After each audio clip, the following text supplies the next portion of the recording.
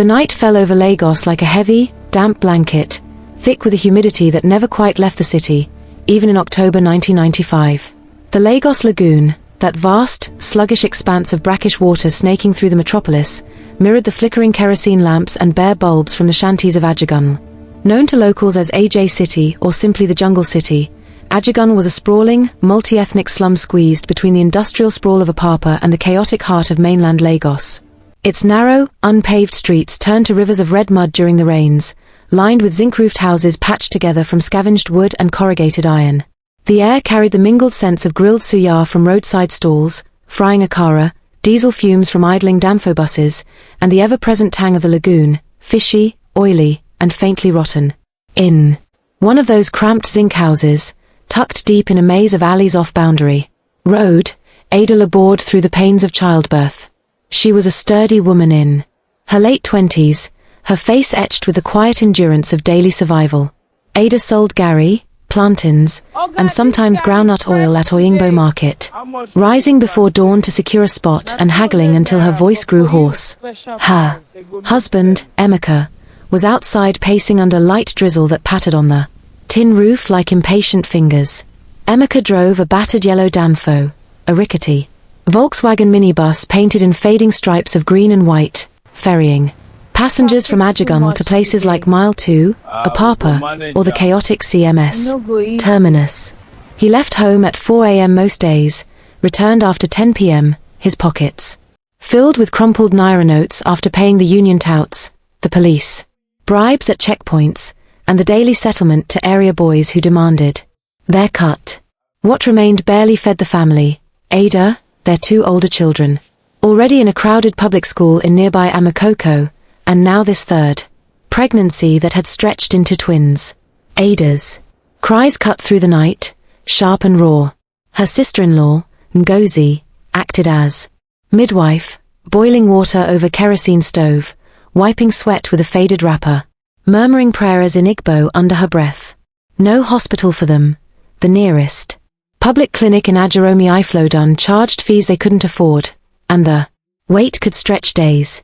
Push, Ada, push, Ngozi urged. The ancestors are watching. The first cry pierced the humid air, high, insistent, full of life. Ngozi rapped, the newborn in a clean but threadbare cloth. It's a boy, she whispered, but her voice faltered. Ada, exhausted and slick with sweat, lifted her head. The baby's skin was pale, almost ghostly under the dim lantern light, his hair a soft white like cotton wool, his eyes pinkish red and squinting against even the weak bulb. Before Ada could speak, a second cry followed. The twin was identical, pale, white-haired, eyes like diluted blood. Twins, albinos. In the patchwork of beliefs that wove through Ajegunle, Yoruba, Igbo, Hausa, Efik, the birth sent ripples of unease. Albinism wasn't unknown in Nigeria, but here, in the crowded tenements where juju and ancestral spirits held as much sway as the Bible or Quran, it carried dark weight. Whispers said albinos were ghost children, spirits returned from the river to punish wrongdoing. Some claimed their pale bodies housed powerful juju, body parts harvested for rituals, could bring wealth, cure barrenness, or guarantee success in business.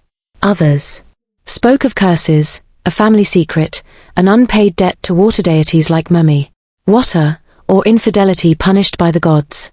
In Yoruba law, an Afin, albino, might be seen as a punishment from Orunmila or the ancestors for past sins. Mothers who birthed them faced ostracism, accused of witchcraft or loose morals. Ngozi crossed herself instinctively. Chinique, she muttered. What have we done? Ada clutched the babies to her chest, their tiny forms fragile against the heat. They are mine, she said fiercely. Victor and Daniel. She chose the names deliberately, Victor for the firstborn, a strong, common Christian name, echoing triumph, Daniel for the second, after the biblical figure who survived the lion's den. Simple, hopeful names to ward off whatever shadow hung over them. Word spread like harmattan dust through the alleys. By morning, neighbors gathered.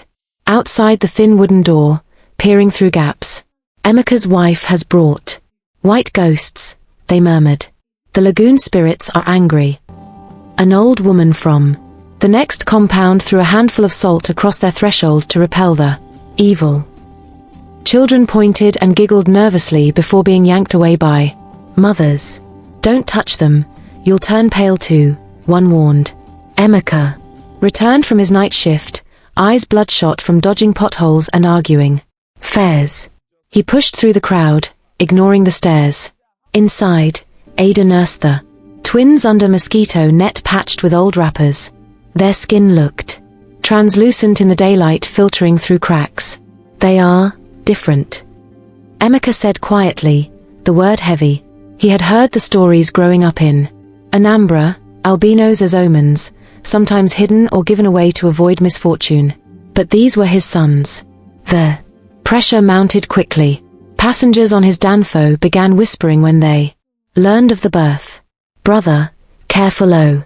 Those white children carry bad luck, one regular said, refusing to sit in the front seat.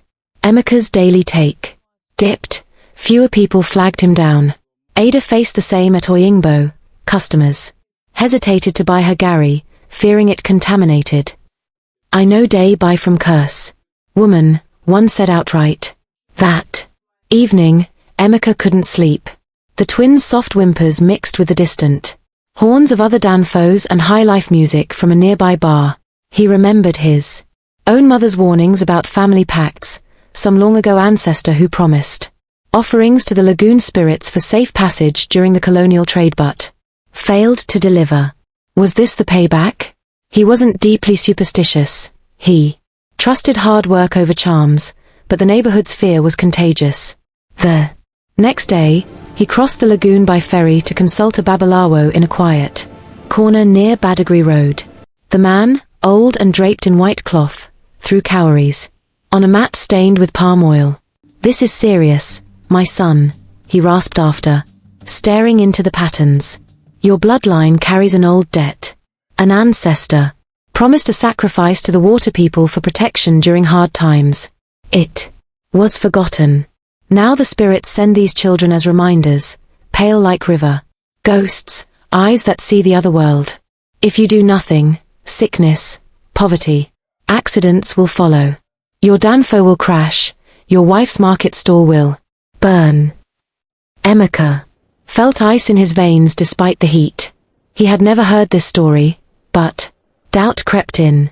Was it true, or just a clever way to extract money? Still, he paid for a ritual, a black goat to be slaughtered at the lagoon's edge at midnight, with incantations and cola nuts offered to appease the spirits. He returned home under gathering clouds, the water lapping darkly against the pilings of stilt houses. Fishermen hauled in nets, calling warnings about rising tides. Emeka imagined shadowy figures in the lagoon, pale, eyeless, watching. Back in the house, Ada rocked the twins, their skin already reddening from the brief sun exposure through the open door. What did he say? She asked, eyes searching his face. Emeka hesitated, then told her. Ada's expression hardened. A curse? From ancestors? Emeka, it's just skin. The nurse at the free clinic said it, melanin. The body doesn't make enough pigment. It's science, not spirits. She had attended one of those NGO health outreaches, where a doctor explained genetics in simple terms, both parents carriers of a hidden gene, twins inheriting it by chance. But her voice wavered. In Ajegunle, science competed poorly with fear. Neighbors already avoided their path.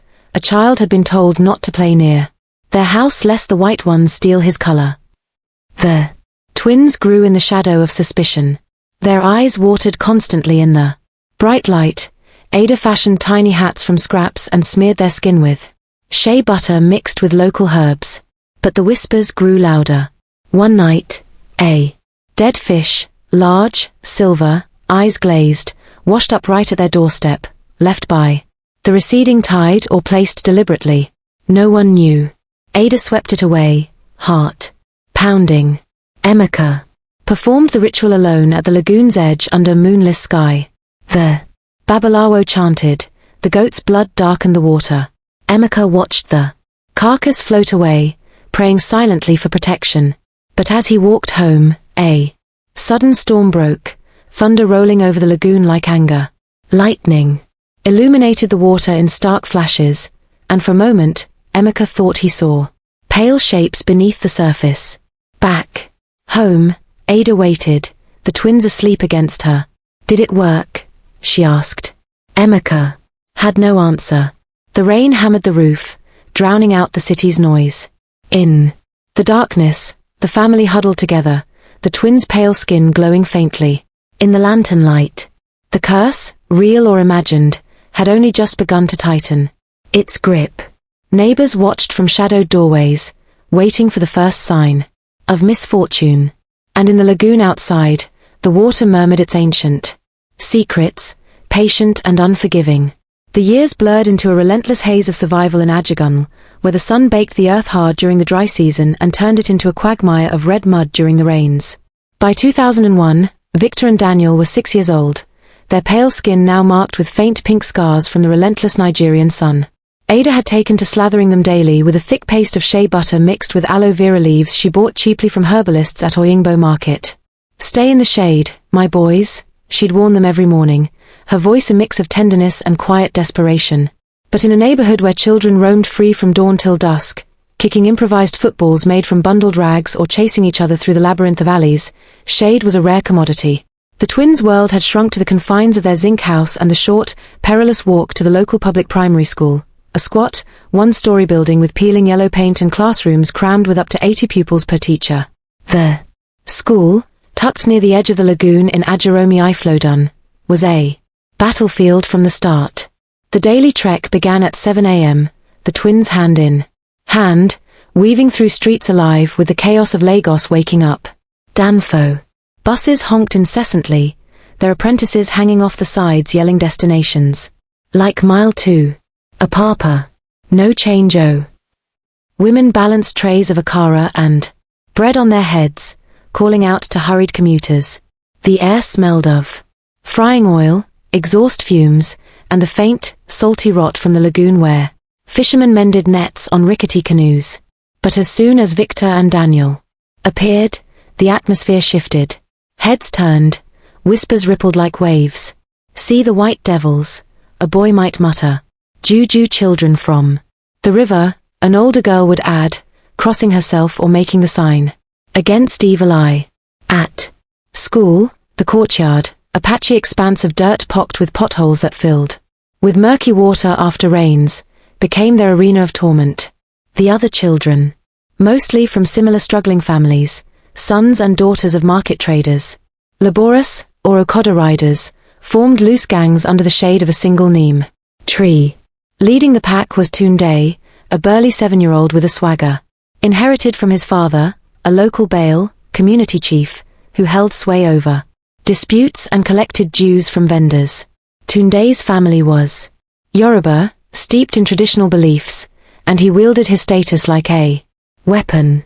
Hey, ghost boys, he'd shout as the twins entered the gate, his voice carrying over the chatter. Come, let us see if you melt in the sun like witches. The taunts escalated quickly. Albinos. Your eyes are blood, vampire. Eyes? The kids chorused, imitating the twins squinting against the glare. Daniel, the quieter one, would lower his head, his pinkish eyes stinging. Not just from light but from unshed tears. Victor, bolder by nature, clenched his small fists, his white hair standing out like a beacon. They'd heard the stories from eavesdropped adult conversations, albinos as omens of doom, their parts used in muti rituals by herbalists seeking power. In Ajegunle, where Christianity mixed with Ifa divination and Muslim prayers echoed from mosques, superstition was a living thing. Neighbors blamed minor misfortunes on the twins, a spilled bucket of water, a failed business deal, saying, since those white ones came, nothing good happens. The bullying wasn't just words. During break time, Tunde and his crew, 4 or 5, Boys with scraped knees and defiant grins circled the twins near the rusted water tap that dripped sporadically. "Touch me and see if I don't turn." "White too," Tunde mocked one day, shoving Daniel hard enough to make him stumble into a puddle. Laughter erupted. Victor snapped. "Leave him alone," he yelled, charging at Tunde with all the fury a 6-year-old could muster. His punch landed awkwardly on Tunde's cheek, drawing a thin line of blood. The courtyard exploded into chaos, shouts, pushes, a whirlwind of small bodies. Daniel joined in, flailing wildly to protect his brother. By the time a teacher intervened, pulling them apart with rough hands, Tunde was wailing dramatically, clutching his face. The headmaster's office was a stifling room with a creaky fan and walls plastered with faded posters about malaria prevention. Mr. Okoro, a stern man in his 50s with wire-rimmed glasses, glared at the twins. "You two are troublemakers, fighting like animals. If this continues, I'll send you home for good." Ada was summoned from the market, arriving breathless in her wrapper stained with Gary flour. She bowed her head, apologizing profusely. "They are good boys, sir. The others provoke them." But Mr. Okoro shook his head. "People say they bring bad juju. Milk spoils in the staff room since they started. Handle your children, madam." Back home that evening, as the family gathered around a shared plate of Iba and egusi soup, steaming with chunks of stockfish and bitter leaves, Ada and Emeka lectured the boys. The zinc roof amplified the sounds of neighbors' radios blaring Fuji music from King Waizu Aind. "You must be strong, but not with fists," Emeka said, his voice tired from a day dodging traffic on the third mainland bridge. "The world is hard enough without making enemies." Ada nodded, her eyes soft as she dabbed shea butter on a bruise forming on Victor's arm. "It's just melanin, my dears. The doctor said it, a pigment missing in your skin, hair, eyes. Like how some people are short or tall. Not a curse. God made you this way." She had picked up the term from another NGO clinic visit, repeating it like a mantra. But the twins saw the doubt in her eyes when a black crow perched on their roof that afternoon, cawing ominously. Neighbors pointed. "See? Even birds know the house is marked." The family's struggles deepened. Emeka's Danfo, once a reliable earner, saw fewer passengers. "I know day enter curse bus," one man said outright, opting for a rival vehicle. Fares dropped. Emeka worked longer hours, navigating the gridlock of Carter Bridge, his back aching from the bumpy seats. Ada faced similar rejection at Oyingbo. Her stall, piled with sacks of Gary and bunches of plantains, drew wary glances. "Your boys' day spoil market," a fellow trader whispered. "Customers say food from you turns sour." Sales halved. She returned home with unsold goods, forcing the family to eat the same meals for days. The older siblings, Chidi and Kechi, felt it too, teased at their own school for having ghost brothers. Festivals amplified the isolation. During the EO masquerade season, when colorful Adamus paraded through Lagos with whips and chants, the twins watched from afar. Families picnicked with jollof rice and moi moi, but invitations never came. "Don't bring those ones, they spoil the fun," parents said. At Christmas, when fireworks lit the sky and churches overflowed with carols, the twins stayed indoors while others joined street parties. Rumors swirled darker. Whispers of ghost hunters, shady figures who kidnapped albinos for rituals, selling parts to politicians seeking election juju or businessmen craving wealth charms. Ada overheard it at the market. "Those twins won't last. Someone will come for them." The tension built like a gathering storm. One rainy afternoon in June, as thunder rumbled over the lagoon, the twins trudged home from school under shared polythene sheet Ada had fashioned into a raincoat.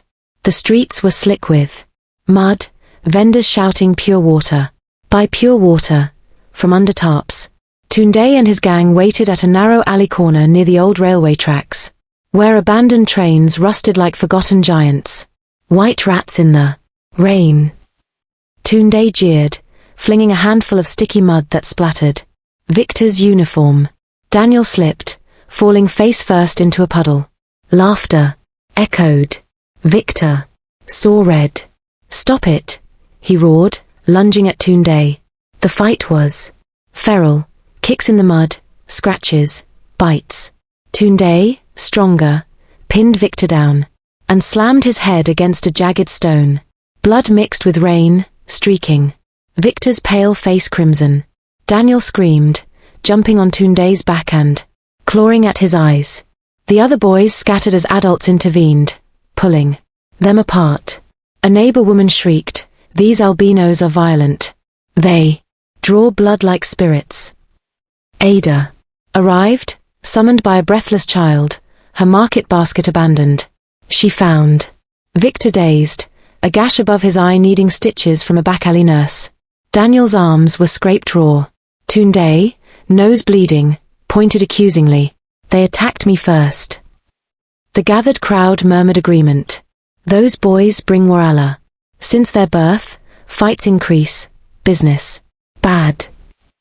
Emeka, rushing from his Danfo route, surveyed the scene with weary eyes. That night, as Ada bandaged wounds and fed them hot pap, the family sat in silence. Outside, the rain pounded, and a neighbor tossed salt across their threshold, a ritual to ward off evil. Emeka broke the quiet. "We can't stay like this. Maybe move to Mushin or Sawyer, somewhere bigger, less eyes." Ada nodded, but fear gnawed at her. The black crow returned that night, its shadow flickering against the lantern. Rumors of ghost hunters grew louder. A story circulated of an albino child vanishing from nearby Amakoko. The twins huddled together in bed, whispering, "Promises, we'll be strong, Daniel." Together, Victor. Their innocence cracked, aggression simmering as armor. But the shadows lengthened. What if the next ambush wasn't just boys with mud? What if the whispers turned to action? The lagoon outside whispered back, its dark waters, hiding secrets that could swallow them whole. The years pressed on in Ajegunle like the relentless Lagos traffic, slow, chaotic, and unforgiving. By 2005, Victor and Daniel were 15, their bodies stretched tall and lean, but their pale skin remained a constant vulnerability. The pinkish burns from childhood had faded into a network of faint scars, and their white hair, now longer, was often hidden under wide-brimmed hats Ada stitched from old Ankara scraps. Their eyes, still sensitive to light, watered in the harsh sun, forcing them to squint or wear cheap sunglasses Emeka bought from a street hawker near Mile 2. The family had scraped together enough to move slightly westward to Sawyer, a neighborhood a notch above Ajegunle in terms of paved roads and fewer open sores, though still crowded and noisy. The new house was a modest 2-room flat in a block of similar buildings near the National Stadium, rent cheaper than Ikeja but far enough to hope for fresher air and fewer familiar stairs. Emeka's Danfo still plied the routes from Sawyer to CMS, dodging potholes on Western Avenue and the endless queues at bus stops. Ada's stall at Tejuosho Market sold gari, yam flour, and occasionally smoked fish, but the stigma lingered like exhaust fumes. Customers hesitated, sales dipped. The twins attended a secondary school in the area, a government institution with cracked walls and overpacked classrooms. The bullying had evolved, less childish taunts, more calculated cruelty. Tunde, now a lanky 17-year-old with a reputation as a local tough, had moved schools but kept tabs through cousins. He spread rumors. "Those albinos from Ajegunle are here now. They carry bad juju, don't sit near them in class." The twins packed, whispered in their shared bed at night under single oscillating fan, remained unchanged. "One day, we'll show them we're not ghosts. We'll be stronger than all of them." Their rage had cooled into something sharper, focused, waiting. One humid Saturday afternoon in 2005, with rain threatening as it always did in Lagos, the twins helped Emeka clear out an old iron trunk under their parents' bed. Ada was at market, Emeka out on extra runs. The trunk held family relics. Faded photos of their grandmother Neka, who had died in 1998, wrappers smelling faintly of camphor, yellowed letters from relatives in Anambra. At the bottom, wrapped in black cloth, lay a worn notebook bound in cracked leather. Daniel pulled it out first. Look, Victor. Grandma Necker's handwriting. They sat cross-legged on the cool concrete floor, the notebook open between them. Necker, an Igbo woman who had taught primary school in the 1970s before moving to Lagos, wrote in neat, looping English mixed with occasional Igbo phrases. Pages detailed her life, marriage to their grandfather, raising children amid military rule, small joys and hardships. But midway, entire sections turned to albinism. My grandchildren may be born like me, she wrote. Not a curse from Mummy Water or angry ancestors. Just genes. Both parents carry the hidden trait. The body makes little or no melanin, the pigment that colors skin, hair, eyes, and protects from sun. It is science, learned from books at teacher training college. Victor read aloud, voice cracking, albinism is recessive. Like drawing lots from nature. Eyes appear red because light passes through the iris without pigment. To block it. Skin burns easily. No natural shield. No spirits. No devil. Just biology. Later pages had hand-drawn diagrams, simple chromosomes, arrows, showing inheritance. She had pasted clippings from old newspapers, articles on medical talks in Lagos during the 1980s, one from a university symposium explaining genetics. Marabou's lie for money, she concluded. Truth sets us free. The brothers sat in stunned silence. For the first time, their condition felt not like punishment but chance, a roll of genetic dice. It's not us who's broken, Victor murmured. It's them who refuse to learn. Daniel nodded, eyes shining. We'll keep this. And one day, we'll throw the truth at them. The discovery coincided with disaster. Days later, Tunde, through a network of cousins and street gossip, learned of the notebook. He twisted it. The albinos found a modern juju book. They're planning to curse us with white man's magic. Rumors exploded. In beer parlors and at Okada stands, people whispered, those pale ones read spells to revenge. Their skin hides black power. A local babalawo, consulted by anxious neighbors, nodded gravely. It's new sorcery. They call spirits through pages. Act before they strike. Tension boiled over. Graffiti appeared on walls near their flat. Ghosts go. Stones rattled the roof at night. Ada hid the notebook under a loose floorboard, heart racing. Emeka, ever pragmatic, declared, we can't stay. Ikeja, more educated people, less nonsense. Closer to computer village, maybe. Better jobs later. But before they could pack, accusation peaked. A robbery hit Tejuosho Market. Gold chains vanished from a stall near Ada's. Whispers pointed fingers. The albinos used their book magic to steal. Seen lurking. Tunde rallied a crowd outside their door one evening. Bring out the sorcerers. Return what you took. Shouts rose. Curse on us all because of them. A stone shattered a window. Emeka tried reasoning, but the mob surged. Ada pulled the twins close. Victor whispered to Daniel, no fighting this time. We run. Under cover of night, an uncle with a borrowed pickup helped load their belongings, mattress, pots, the trunk. They slipped away toward Ikeja, the city. Lights blurring past on the expressway. The drive was silent, punctuated by horns and the rumble of generators. In Ikeja, they rented a small room in a Facemefesu compound near the bustling computer village, noisier, but with neighbors who minded their business more. The trauma clung. Nights, the twins reread Necker's notebook by torchlight, underlining passages.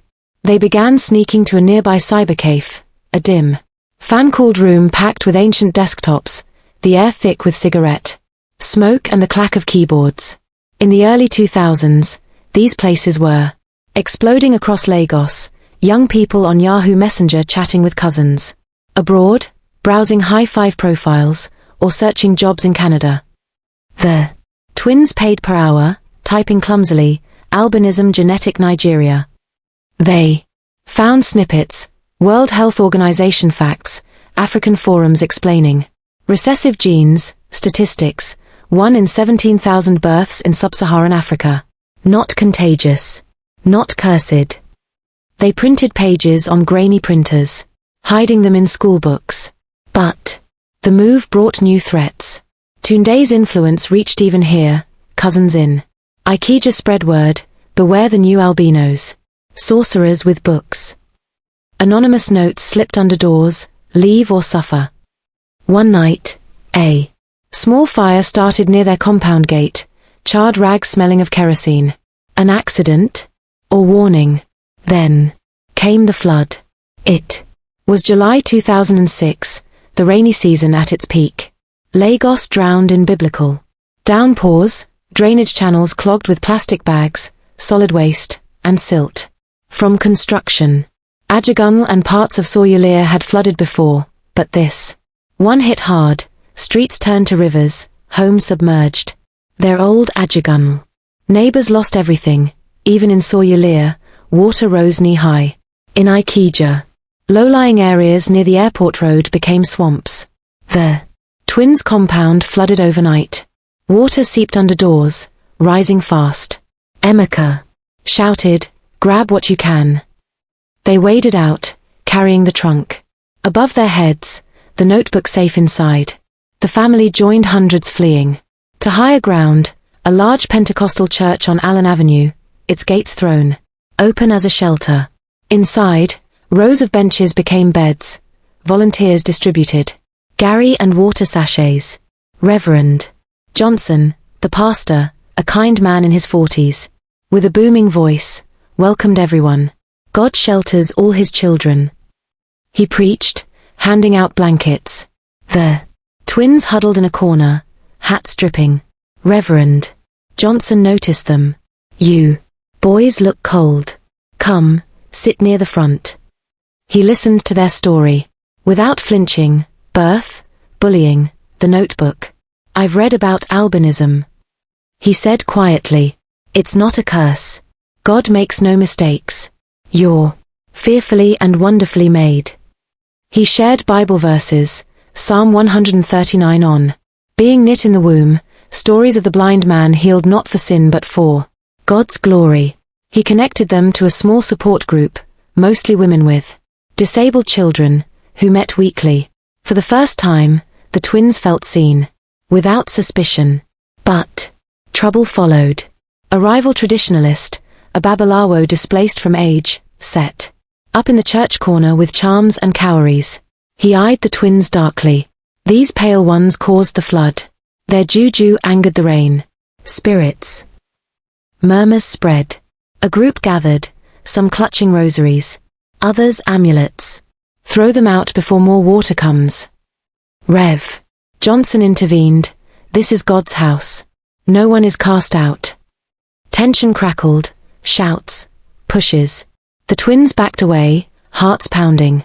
In the chaos, a woman slipped and fell into rising water outside. Panic erupted. The family fled again, wading through chest-deep floods to a relative's drier flat. Nearby, the flood receded after days, leaving mud and ruined possessions. But the incident scarred them. Even in church, they blame us, Daniel whispered. Victor gripped the notebook tighter.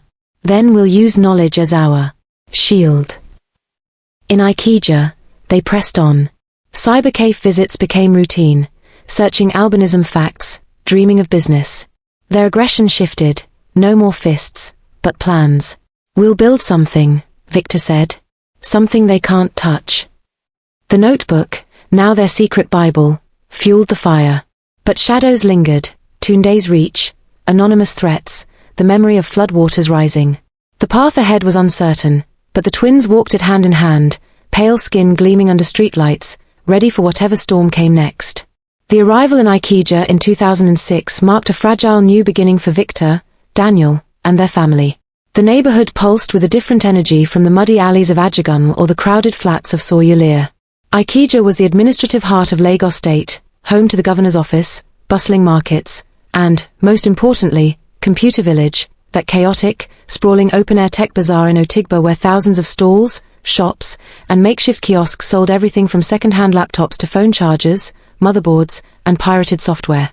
In the late 2000s and early 2010s, Computer Village was exploding, narrow lanes jammed with hawkers shouting original China, UK used, generators roaring to power the shops during frequent blackouts, and young men on Okada motorcycles weaving through the crowds delivering small parcels or ferrying buyers.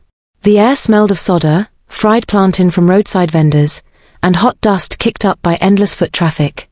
The family rented a single room in a Face My Face You compound off Allen Avenue, a shared toilet, one tap in the courtyard, and neighbors who kept to themselves. Emeka found steady Danfo runs on the Ikeja routes, while Ada set up a small Gary stall at a nearby market, her sales steadier here among office workers, and traders less swayed by old rumors. The twins, now in their late teens, enrolled in a technical secondary school nearby, focusing on basic business and computer studies. But school felt secondary, survival demanded action. To help with rent and food, Victor and Daniel took up Okada work, commercial motorcycle riding, after school and on weekends. In the 2010s, Okada was everywhere in Lagos, young men on cheap Chinese bikes, often Honda or Yamaha. Knockoffs, dodging traffic, carrying passengers for quick naira. It was dangerous, accidents common, police harassment frequent, and the job grueling. Under the sun, but it paid daily cash. The twins bought a second-hand bike with savings from Emeka's extra shifts, sharing it. One rode, the other studied or rested their eyes from the glare. They wore long-sleeved shirts, wide hats, and thick shea butter sunscreen. Ada mixed herself. Customers sometimes stared. White Okada boys? You sure you can see the road? But their reliability won out. They navigated the infamous Lagos gridlock, zipping through gaps on Airport Road or delivering documents from Computer Village to offices in Alorza. One scorching afternoon in 2010, while dropping off a laptop repair part near a busy plaza in Computer Village, they caught the eye of Mr. Obi2. Most, a sharp, 40-something entrepreneur who ran a small logistics outfit. Mr. Obi imported phone accessories from China and distributed them across Lagos and beyond. He had a fleet of 5 Okadas for last-mile deliveries, phones, chargers, small gadgets to shops in Ikeja, Sawyer, even as far as Victoria Island when traffic allowed. He watched the twins handle a tricky handover in the chaos, polite, quick, unfazed by the heat or stares, and approached them. You two move like you own the roads, he said, wiping sweat from his brow. Come see me tomorrow. I need reliable riders.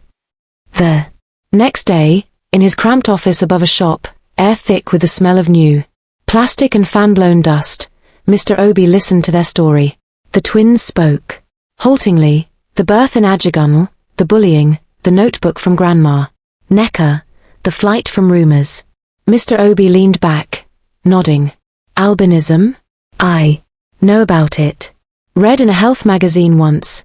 Genes, melanin deficiency. Not juju. You're not the first different people I've hired. Show up on time, no drama, and we'll work.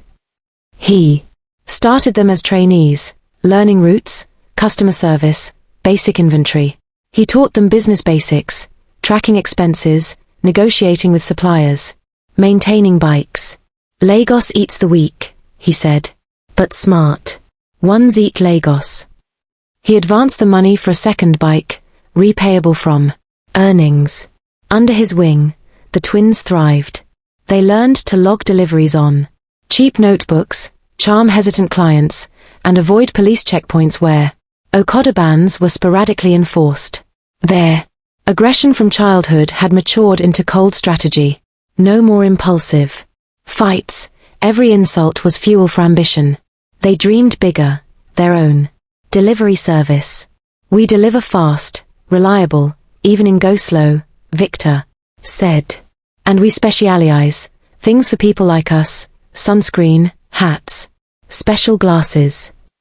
They researched NGOs quietly, groups like the Albino Foundation, later TAF Africa, which advocated for albinos, provided health outreaches, and pushed for inclusion. The twins contacted one via a borrowed phone, learning about sunscreen needs and eye protection. In 2012, they launched Light Riders Delivery, a bold name reclaiming the white taunt. At first, modest, 2 bikes, flyers printed at a cybercafe, targeting computer village traders needing quick drops to offices. They delivered phone parts, documents, small parcels, anything that fit in a backpack. Their edge? Reliability in chaos. While others cancelled in heavy rain or traffic, the twins pushed through, hats dripping, skin protected. Clients noticed, expatriates in Ikeja GRA, small business owners. Word spread. Then came the hackathon. Co-creation. Hub, CISA Hub, the innovation center in Yaba that had started in 2010, hosted events to spark tech ideas. In 2013, they ran a logistics-focused hackathon. Solve last-mile chaos in Lagos. The twins, encouraged by Mr. Obi, who knew CCHUB's founder Bosun Tijani through business networks, entered. They had no coding skills but pitched a simple app concept, a basic SMS-based ordering system for deliveries, with riders tracked via phone GPS, primitive, then, but innovative for Okada. They practiced on borrowed laptops, drawing from Necker's notebook spirit, use knowledge to fight ignorance. The event was electric. Young coders, designers, entrepreneurs in CCHUB's open space, whiteboards everywhere, free food, mentors circling. Victor and Daniel presented nervously. Light Riders solves traffic for small businesses. We know the roads, we deliver safe. Judges liked the grit. They won a small grant, 200,000, and mentorship sessions. But triumph invited sabotage. Tunde, now a mechanic in Ikeja fixing bikes for Okada riders, had tracked them through mutual contacts. Jealous of their rise, those ghosts getting money now. He paid a street boy to tamper with their demo laptop during the event, files deleted, screen cracked. Chaos ensued. The twins discovered it minutes before their final pitch. Panic set in. Would they be disqualified? Mr. Obi stepped in, furious. He rallied CISA Hub staff. Security reviewed CCTV. The culprit confessed under pressure, naming Tunde. Police were called, not for jail, but warning. The twins improvised their pitch verbally, winning anyway. The story leaked to local blogs. Albino brothers overcome sabotage to win hackathon. Sympathy surged. New clients called. Tunde vanished for months, but the incident hardened them. He won't stop us, Daniel said. We answer with success. Sabotage continued subtly. Packages lost en routes, rumors in computer village, Light Riders steal items.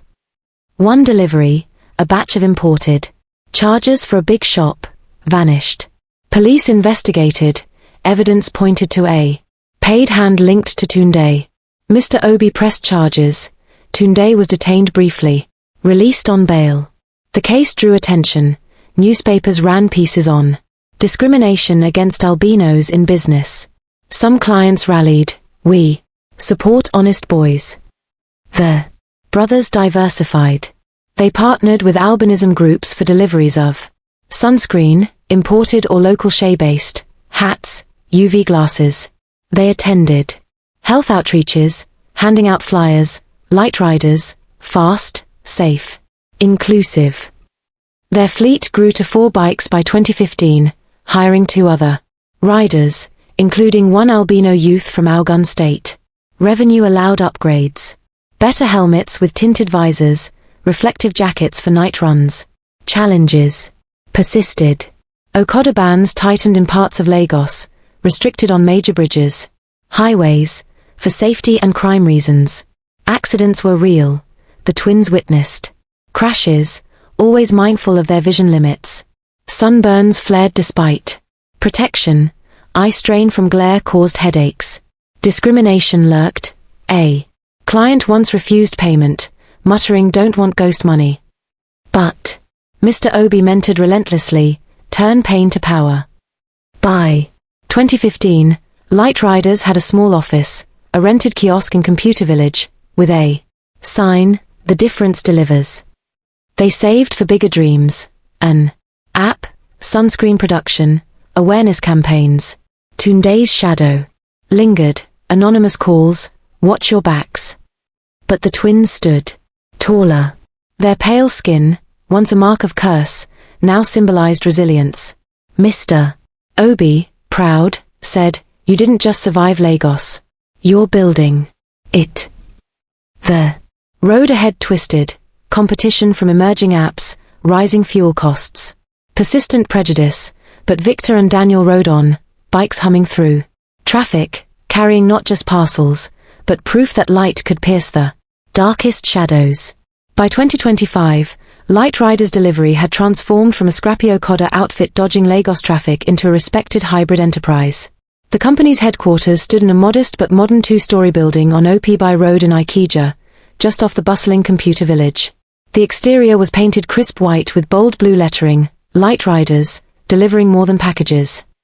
Inside, a small team of 20 managed operations, dispatchers at computers, mechanics in the backyard tending to a growing fleet of 30 electric hybrid motorcycles, funded through a partnership with a local microfinance bank, and a dedicated product line corner where shelves held rows of sunscreen tubes, wide-brimmed hats, polarized sunglasses, and long-sleeve UV protective shirts, all branded with the Light Riders logo.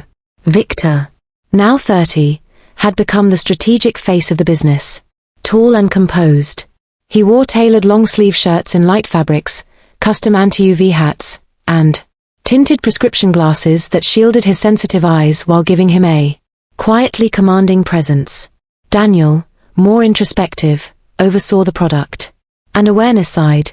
He sourced shea butter from cooperatives in Ajegunle and Kwara states, worked with small labs to formulate affordable, non-greasy sunscreens, enriched with natural SPF boosters, and negotiated bulk deals for imported UV-blocking fabrics. Annual turnover had crossed 800 million Nigerian nairas, modest by Lagos.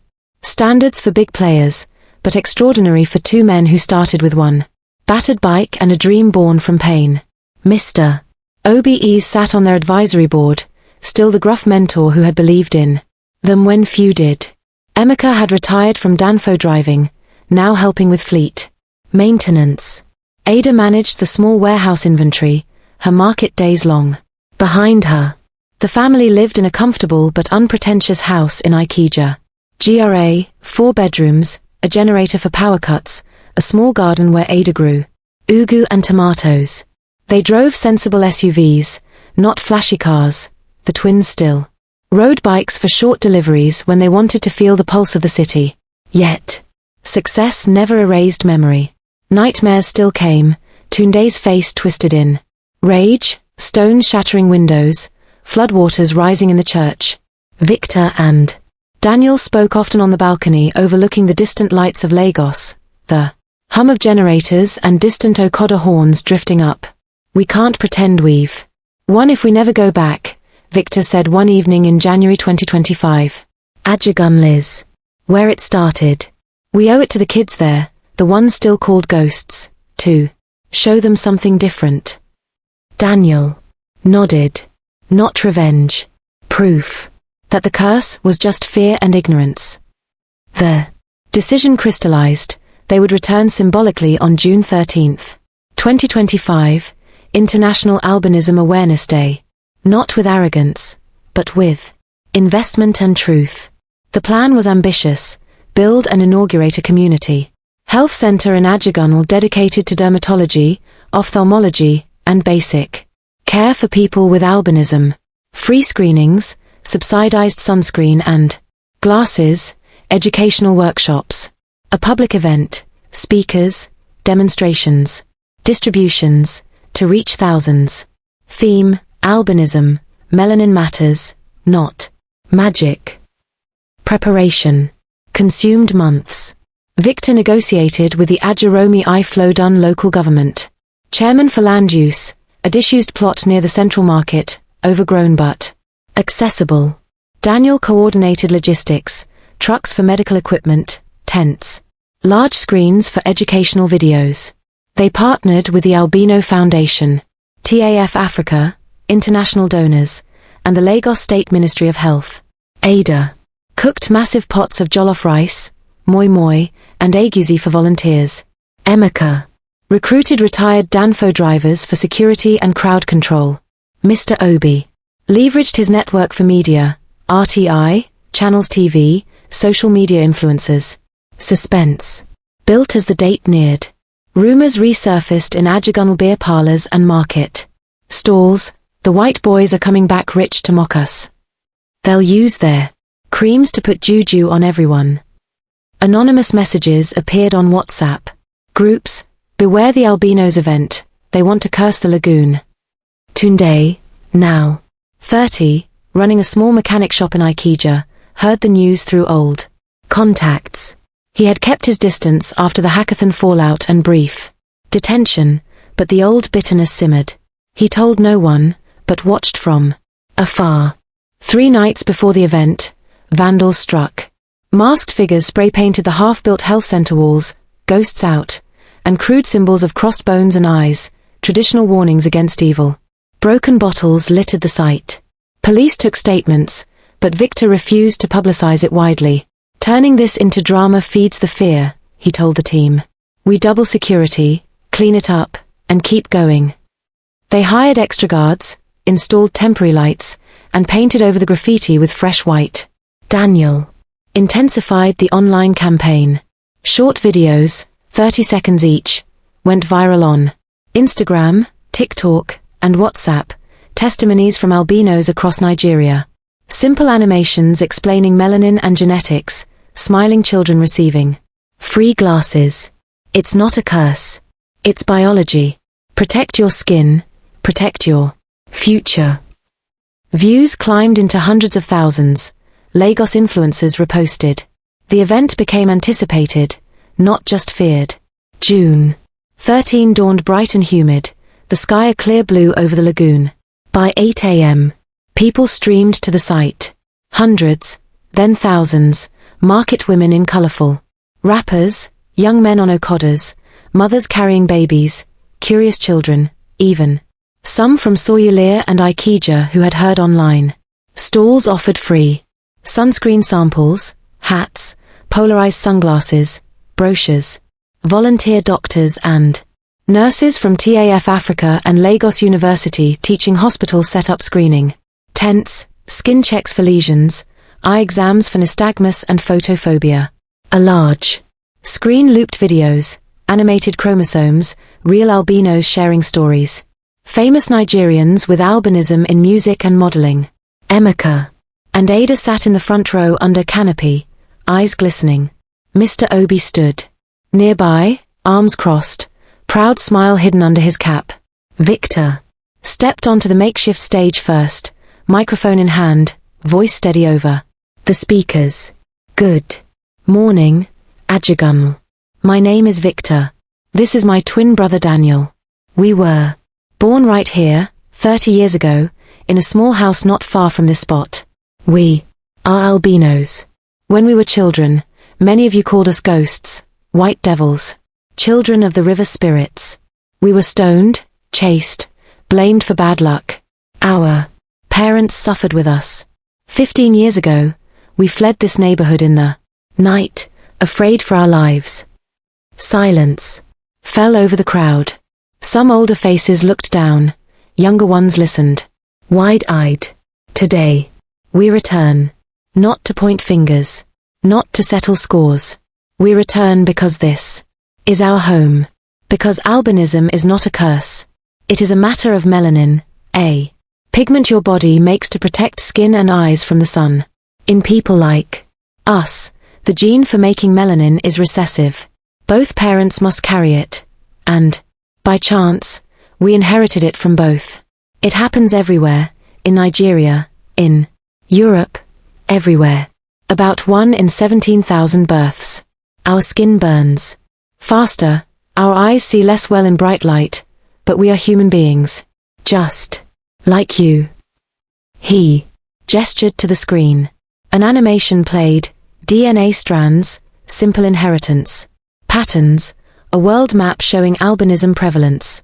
Then photos, albinos as teachers, musicians, entrepreneurs.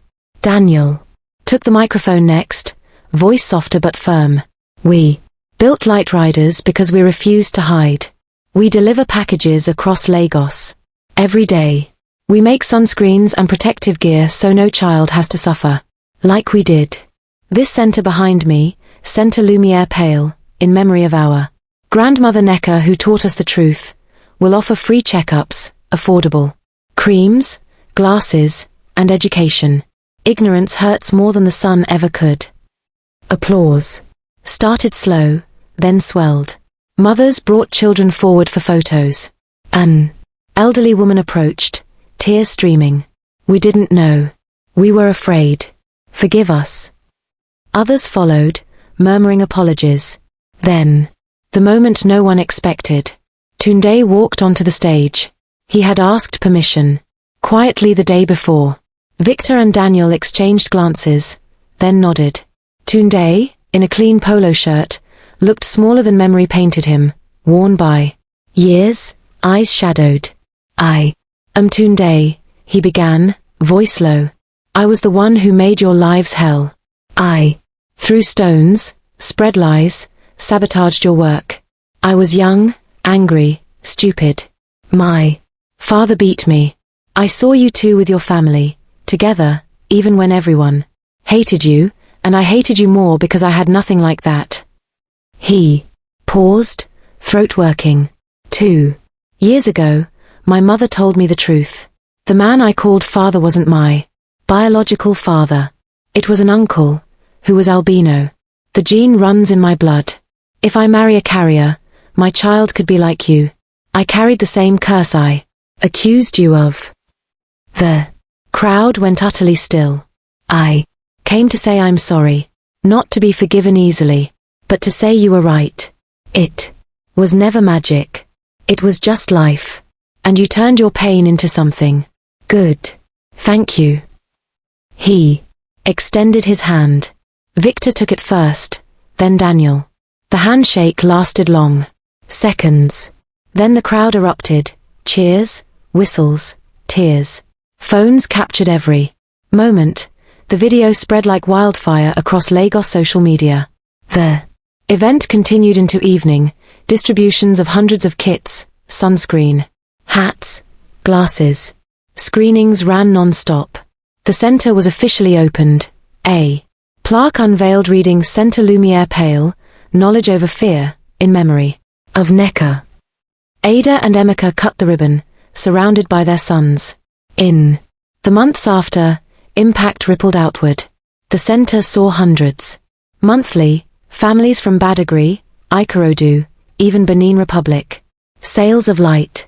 Riders' products surged. Pharmacies stocked their sunscreen line. Schools invited the brothers for talks. The Lagos State Ministry launched a pilot awareness campaign modeled on their approach. Most importantly, in Ajegunle's streets, the old insults faded. Children with albinism played openly. Mothers walked them to school without hiding. Victor and Daniel never forgot. They lived simply, still applied sunscreen daily, wore hats, checked their skin for changes. They started scholarships for albino youth studying medicine, genetics, or entrepreneurship. Every June 13th, they hosted a community festival in Ajegunle, music, food, free screenings, not to prove anything, but to celebrate. One December evening in 2025, on their GRA balcony with the lagoon lights twinkling far off, Victor turned to Daniel. We won, little brother. Not against them. With them. Daniel smiled. The curse never existed. Just people afraid of what they didn't understand. The city hummed below, horns, generators, life. For the first time, the shadows felt lighter. In September 2026, the brothers organized a small screening in the Ajegunle Center's courtyard. A short documentary, produced with Young Lagos filmmakers, told their full story, Birth under suspicion, childhood battles, the notebook discovery, the flood escape, hackathon sabotage, rise, return, reconciliation. As it ended, Victor addressed the gathered crowd, neighbors, former tormentors. Now friends, new faces. Look around. This center, these children smiling, these mothers no longer afraid. All born from pain that could have destroyed us. We chose to turn supposed darkness into light. And that light belongs to everyone. Daniel added quietly, thank you to those who changed. To those watching from afar, Togo, Ghana, anywhere. You are part of this now. Applause rose under the stars. Lights from the center glowed, a quiet beacon in the night. And so, to you reading this, wherever you are tonight, if this story moved you, if it made you think about difference, resilience, truth, over fear, then share it. Talk about it. Support organizations fighting for people with albinism. Buy products that give back. Most of all, remember, the difference is never a curse. It is a light waiting to shine. The months following the June 13th, 2025 inauguration unfolded like a slow, steady tide rising over the Lagos Lagoon, quiet at first, then unmistakable in its reach. Centre Lumiere Pale became more than a building. It turned into a living heartbeat in Ajegunle.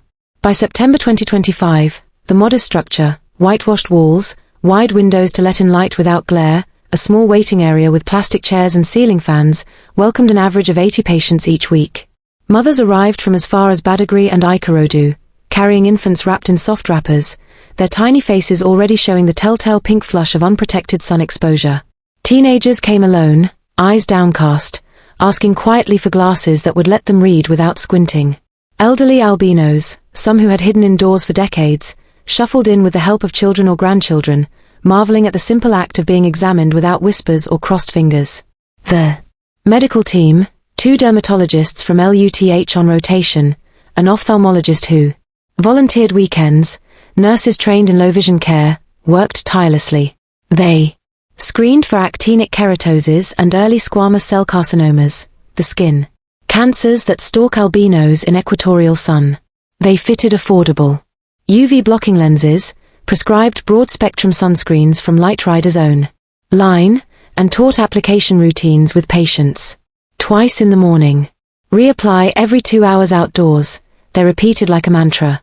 Free educational pamphlets, simple Yoruba, Igbo, Pidgin translations, explained. Genetics in pictures, 2 carrier parents, the recessive gene lottery, no blame, no spirits. Attendance grew. Word traveled mouth to mouth, WhatsApp, forwards, church announcements. Even non-albino families came, for general skin checks, curiosity, or to apologize in person. Victor and Daniel kept their routines grounded. They still started each day with sunscreen, hats on before leaving the house, eyes checked monthly. No private jets or designer watches. They drove the same Toyota SUVs they'd bought used in 2020, now reliable workhorses. Lightriders expanded quietly, a small production unit in Ikeja for shea-based sunscreen, partnered with women's cooperatives in Oyo State, an e-commerce section on their website for nationwide orders, and a growing B2B arm supplying hotels and schools with UV protective gear. Revenue climbed past 1.2 billion Nigerian nairas annually by mid-2026, allowing them to fund 10 annual scholarships, full tuition for albino students. In medicine, nursing, genetics, or business at universities like Unilag, UI, or Covenant. Yet, the brothers never let success insulate them from memory. They visited the center often, not as distant benefactors but as locals. Victor would sit with teenagers, sharing stories of schoolyard fights and the notebook discovery. Daniel organized weekend workshops, Know Your Skin, Know Your Rights, where participants learned self-advocacy, sun safety science, and basic entrepreneurship. Ada volunteered in the kitchen, preparing pots of vegetable stew and pap for waiting families. Emeka fixed broken fans and chairs, his Danfo days replaced by quiet pride. Mr. Obi dropped by unannounced, grumbling about traffic but beaming when he saw the full waiting room. The most visible change was in Ajegunle streets. The old slurs, white devil, river ghost, faded like chalk in rain. Children with albinism played openly in courtyards, chasing rubber balls without adults shooing them indoors. Mothers walked their pale-skinned babies to market without covering their faces. School teachers, once hesitant, began including albino pupils in outdoor activities with sunscreen reminders. One primary school near the center even started a sun safety club, led by a teacher inspired by the brothers' event. The shift wasn't total. Superstition lingers stubbornly in crowded, stressed communities, but it was real. A market woman who once refused Ada's Gary now bought Light Rider's sunscreen for her albino grandson. An Okada rider who had avoided the twins' bikes in 2010 now greeted them with thumbs up when they passed.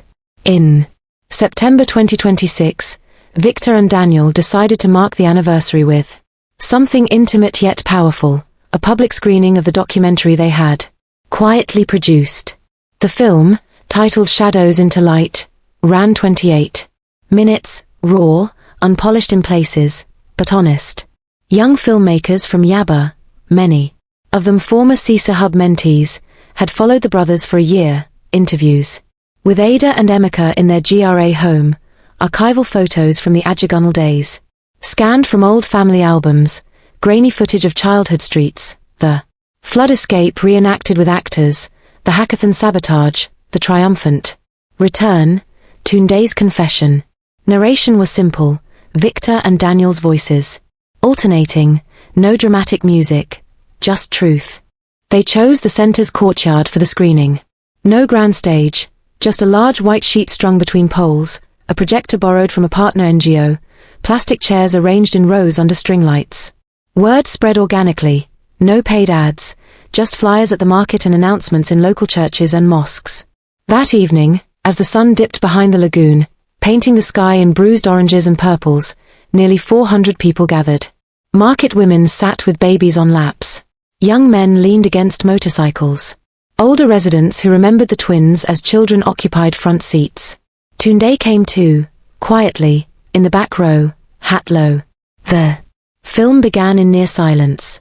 A shaky shot of the lagoon at dusk, then Ada's voice. They came in the night, pale as moonlight, the birth scene, recreated.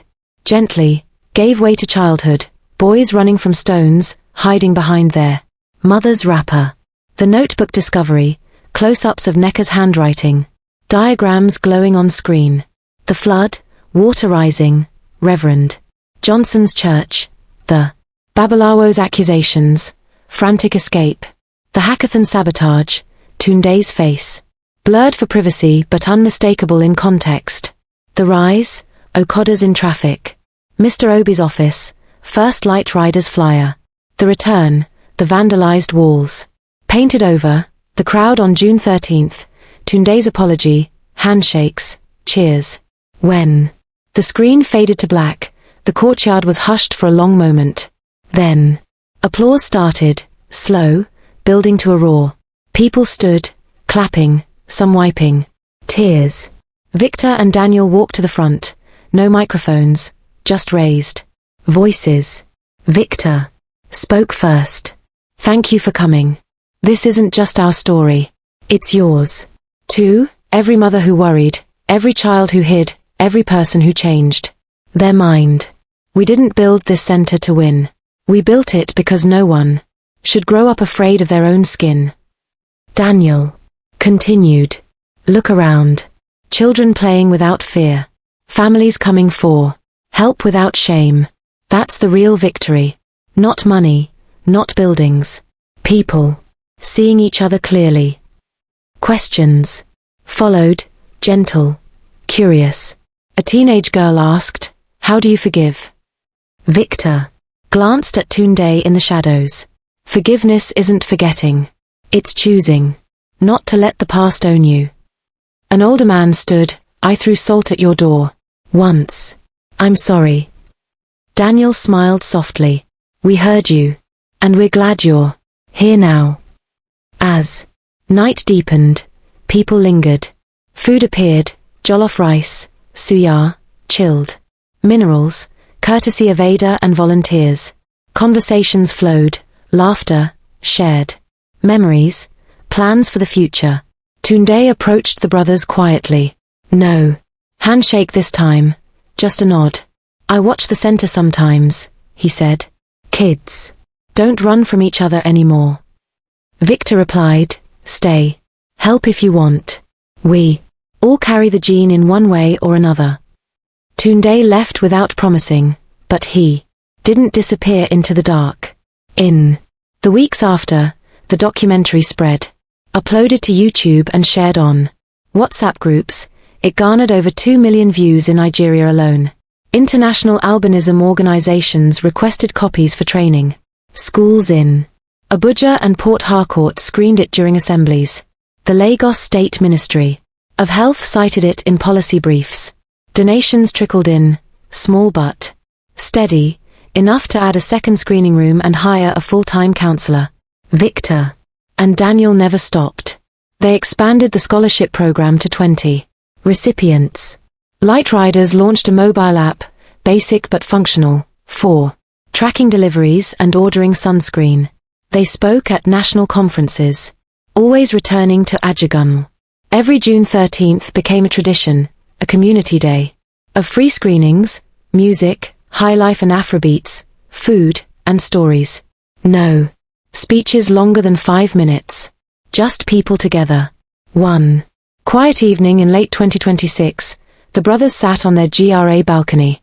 The lagoon glittered below, distant ferries crossing like slow fireflies. Victor broke the silence. We used to think winning meant making them pay. Now I see it's making sure no one else pays the price we did. Daniel nodded. The curse was never in our skin. It was in the stories people told themselves. We changed the story. A soft breeze carried the sounds of the city. Horns, generators, laughter from a nearby compound. The lagoon answered with its eternal murmur, no longer menacing, only present. And so the light, pale, persistent, unbreakable, continued to spread. 2. You, O Gamer Matthias, watching from Maritime or wherever the night finds you. Tonight, if this journey touched something in you, resilience, forgiveness, the power of truth over fear, carry it forward. Share the story. Support organizations like the Albino Foundation that fight daily for inclusion. Protect your skin, yes, but also protect the hearts of those who are different. Because difference is never a curse. It is a light that, once seen clearly, can illuminate the darkest places. Thank you for walking this road with Victor, Daniel, and their family. The story isn't over. It lives in every child who now plays freely, every mother who no longer hides her baby, every person who chooses understanding over suspicion. Until the next chapter, take care of yourself, and keep shining.